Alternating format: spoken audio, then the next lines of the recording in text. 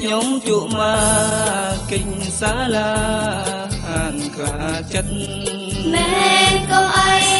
ជក់មិនគិតចិនសប្បាយភ្លេចការសិក្សាឡាឡាឡាឡាឡាឡាលួចលុយម៉ែលួងដីស្រែបញ្ចាំម៉ូតូមិនខ្វល់អ្វីឡើយឲ្យតែបានជុំយូយូមុខឡើងជូដូចតាប៉ែមែនក៏អីមិនសូវដេកព្រោះជក់ពេកវាដេកមិនលក់ឡាឡាឡាឡាឡាស្រកទំងន់កាយទំរុនដើរលេងប៉ោឡា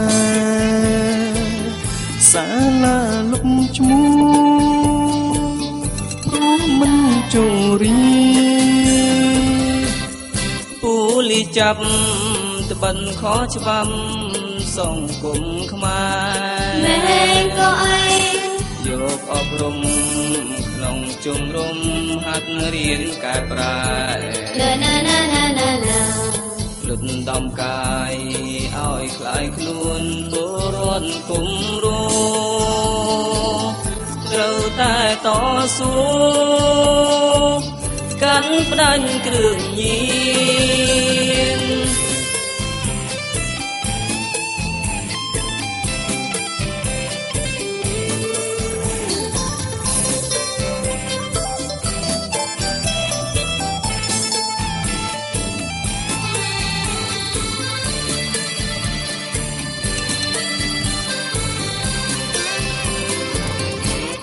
ខ្ញុំជួបម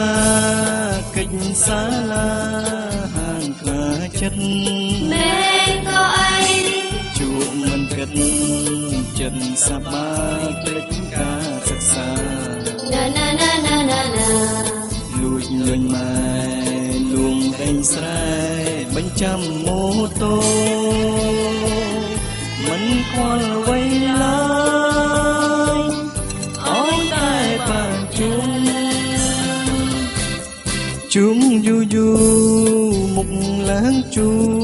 ដូចតាប៉ែមែនក៏អីមិនសូវដេកព្រោះជក់ពេកវាដេកមិនលក់ឡាឡាឡាឡាឡាឡាស្រកទំងន់កាយទំរុន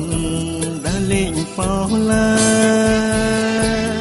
សាលាលុបឈ្មោះព្រោះមិនចូលរៀនពូលីចាំត្បិនของច្បាប់សង្គមខ្មែរមែនក៏អីយកអប់រំក្នុងជំរំហាត់រៀនកែប្រែឡាឡាឡាឡាឡាឡាលុតដំកាយឲ្យคล้ายខ្លួនពលរដ្ឋគុំរងត្រូវតែតស៊ូកាន់ផ្ដាច់គ្រឿងញៀន